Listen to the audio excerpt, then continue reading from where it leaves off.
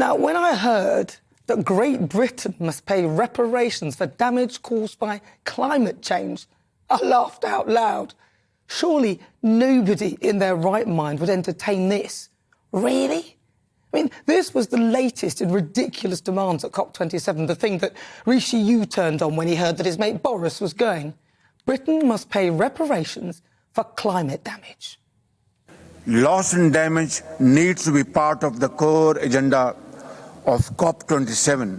It is the duty and responsibility of Global North to understand our difficulties and our plight.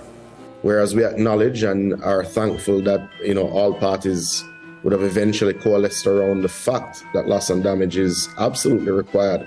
And we expect the largest emitters to take responsibility and to do their part in loss and damage and mitigation and adaptation. Wealthy nations like the UK and Ireland stepping up on their climate finance commitments to help low-income countries that are disproportionately affected by the climate crisis. Well, just to be clear, and I'm not saying it's right or wrong, but to be clear, a Labour absolutely, government it's about supporting poorer countries. Completely right, and let me just say, it's morally right, Laura, but it's also in our self-interest too.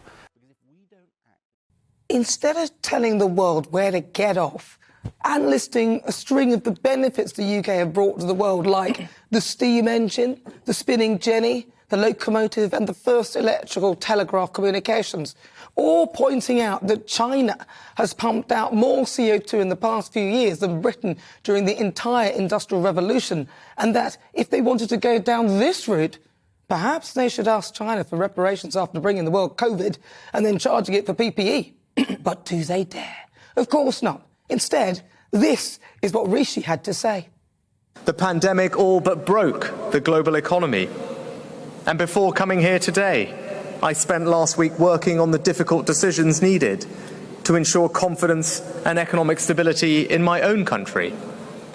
But I can tell you today that the United Kingdom is delivering on our commitment of £11.6 billion.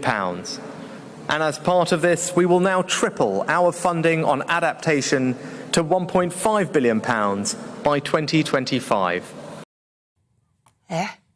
I mean, the world has lost respect for the disunited kingdom, a country which has had 5 leaders in the space of 6 years and 7 Home Secretaries, a country whose politicians deposed of a democratically elected leader over cake, another within 45 days to install a puppet whose strings appear to be being pulled by the markets instead of the people of this country who didn't actually vote for him.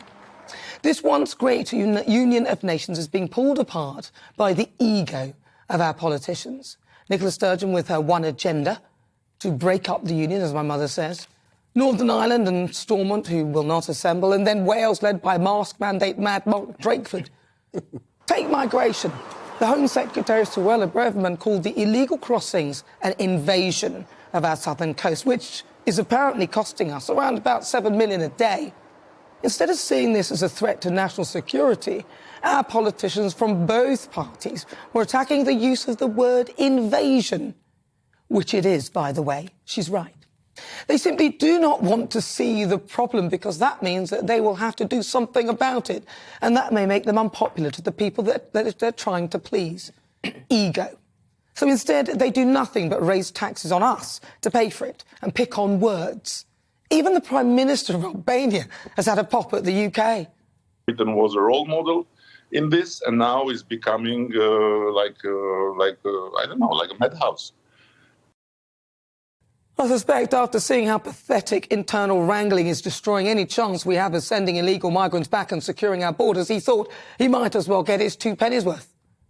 But expecting us to pay reparations for climate damage is absolutely ridiculous. Great Britain is being bullied on the world stage because our politicians have showed themselves to be spineless, swaying and buckling to satisfy their egos and their need to stay in power at all costs. The once great collectivism where politicians would unite for the good of this nation has been replaced with fragile, pathetic egotism trapped in myopic bubbles of power.